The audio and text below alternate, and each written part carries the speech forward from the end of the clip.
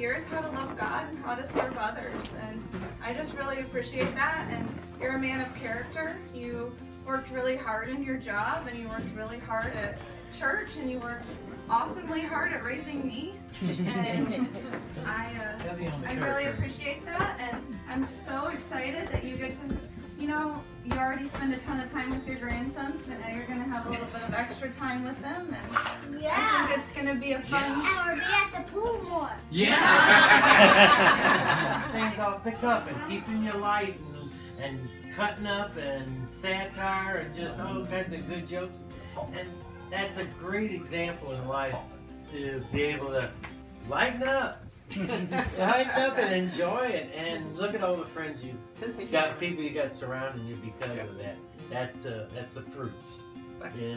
Precisely the half that does it like you do it. Well, Francois told me what you were like, so I knew Oh, no, don't send it on me. We got the phone call, Susan, when you had your heart attack, and while we were in Branson, that we could cut our vacation short and cut it all out and return back home as fast as we could to be with you and to be there with you and with Susan and stand by your side and see how God answers miraculous prayers of so many that prayed for you.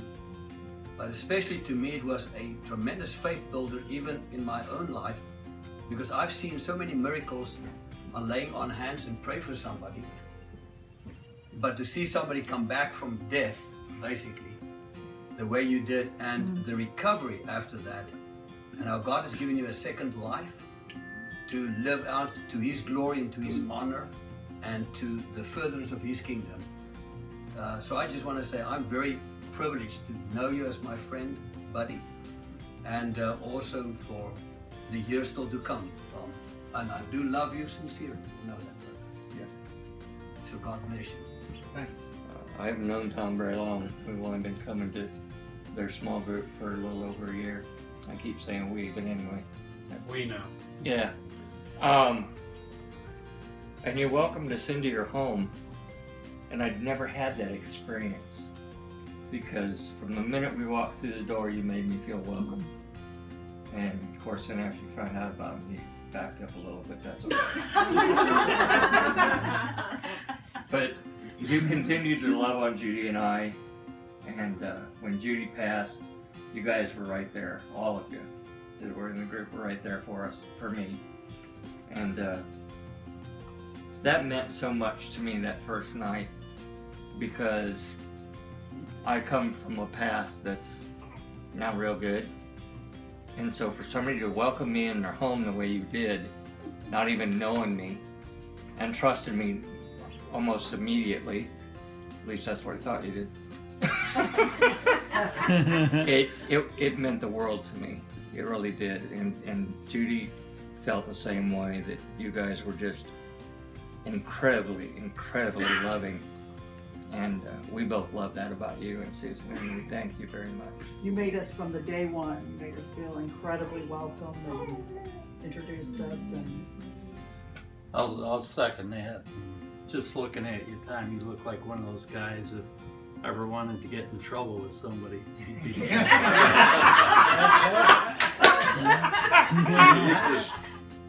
And I would encourage you, as I did when I retired, I wanted to reach out to the community. I wanted to be involved in something that wasn't Christian based. And I encourage you to look around and see if you can find a ministry post somewhere out there that's not, we love spending time with you, but it's also great to be a witness in the world is where it starts to do. Thanks. Well, I know the Lord's got another journey for you. First time I meet them, they're coming to my house, because we had the life group at our house for about 3 weeks, and so that was kind of an interesting way to meet somebody, hearing all these. I was so impressed with Tom teaching lessons, and this is before Francois and Darlene came. And then he started teaching nice lessons and spreading God's word. But Tom, he had that excitement and zeal it just attracted me to enjoy listening to his lessons. And we can all ditto about him being a good Christian man and the family and Susan and we just seen so much love in the family. When I got there, I just kind of stood back because they were talking to the doctor, and before he got up, he said, "No, we really don't know his brain function yet." But I really, truly felt at that time that he was going to be okay. I really did. I wasn't the least bit worried. He said that his heart was going to be 100%. It would take 3 months and his heart would be 100%. And when I found out the story and heard all the things that went into play, as you all know, we all know that it was a miracle. And I'm so thankful that you're still here to minister to all of us and be a part of our lives. Because you both mean the world to me. I love you too. But in regards to your brain, the jury's still out. And the one thing that I was most concerned about when he came back to where we could come to their house again was he didn't have a sense of humor right away. I was really worried about that. He was very calm. That was the highlight of the night. I know. I was like, the first thing I was worried about was if Tom doesn't get a sense of humor back, what's going to happen? He kind of had a sense of humor in the hospital. I thought so He was too. showing us things that we didn't want to look. Yeah. I don't remember any of that. We had movies. Yeah. I don't know what to say, because, I don't know what to say. You can say you love all them too. We talked about character and honesty and Well, that's the part that's troubling me. I don't want to ruin that. There's no sense unnerving all of you. But me and Susan kind of feel the same way. I mean, we haven't really had a ministry other than we've always been very blessed. And, when we lived in Springfield, we kind of had the pool as a ministry. And the only thing was it only attracted Susan's relatives, so I'm not sure it was very effective. Yeah. But, we let a small group there. yeah, we let a small group there, but I think the tornadoes helped more than anything. But so anyway, like most of you said, we feel the same way about you, and that's why we lead small group. And we tried changing churches when we didn't like the small group, but the small group came anyway. So yeah, I mean, no, that's not what I meant.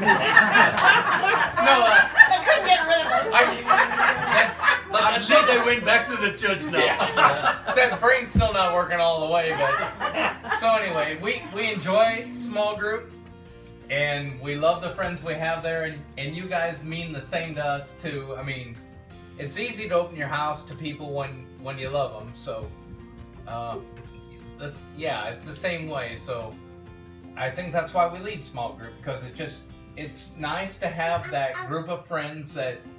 I don't have to worry about Teresa and what she thinks or how he acts, because I know where they're based. But Jack, I like your advice, and I appreciate what you said, because, I'm trying to figure out where I fit in next time, and you're probably right that, if I take your advice, that helps me probably get out of my comfort zone and stretch a little bit, and nothing wrong with that, is there? Nope. So, and Lord knows we've been down that road before, so we might as well do it again.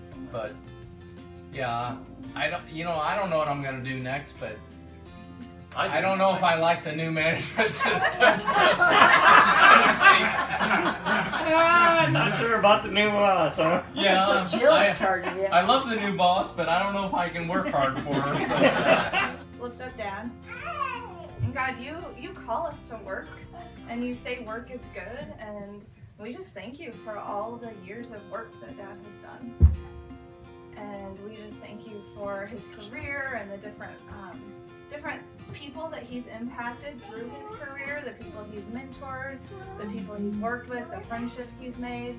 And God, that was good. And we thank you for that. We thank you that his career allowed him to provide for our family. We thank you that it allowed him the freedom to still be involved in things like church and track and gymnastics and all these other ministries that he was involved in.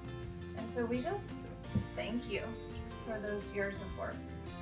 And God, we just lift up the next journey ahead of a different type of work and a different type of what life looks like now. And so we just pray that you would allow this transition into retirement to go smoothly, that you would take away any anxiety about, well, what does life look like now? Or what do I have ahead of me?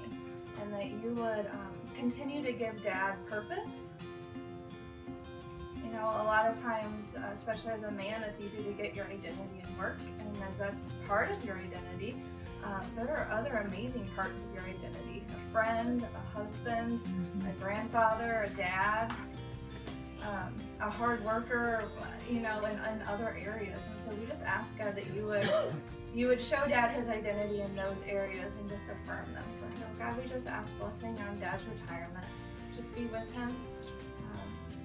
And just encourage him, allow this time to maybe even be a time to grow closer to you. In your name we pray. Amen. Don't forget to check the calendar once in a while. You will forget what day it is and what is scheduled. Guaranteed also practice spelling. That's because I misspelled guaranteed.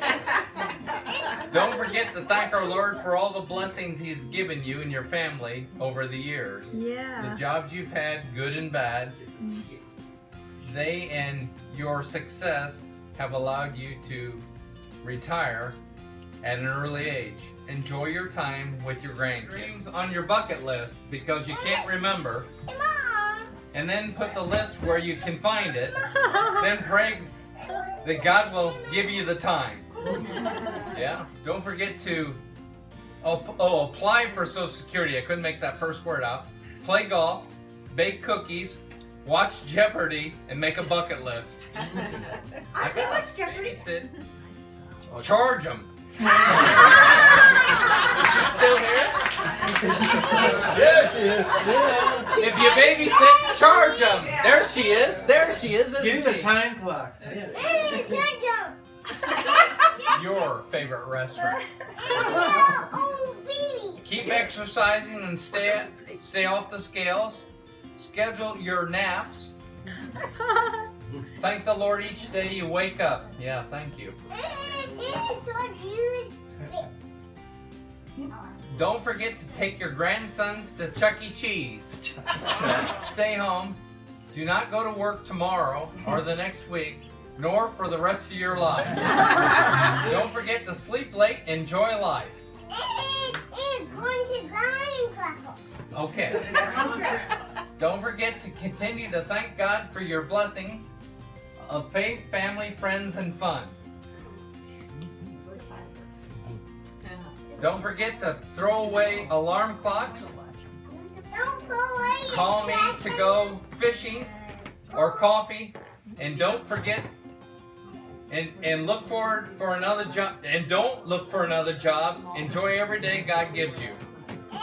I like that. Don't look for another job. Did you hear that, Susan? Yeah. Don't forget to make a speech to say how work was fun. Spend lots of time with them and keep creepy old guys away from them. No. Karen didn't write that. Creepy old guys. And don't forget to pace yourself in all your activities and chores. Good. That's a good list. I'll keep that. He's a jolly good fellow, for he's a jolly good fellow, for he's a jolly good fellow, which nobody can deny, which nobody can deny, which nobody can deny. Oh, he's a jolly good fellow, he's a jolly good fellow, for he's a jolly good fellow, that nobody can deny.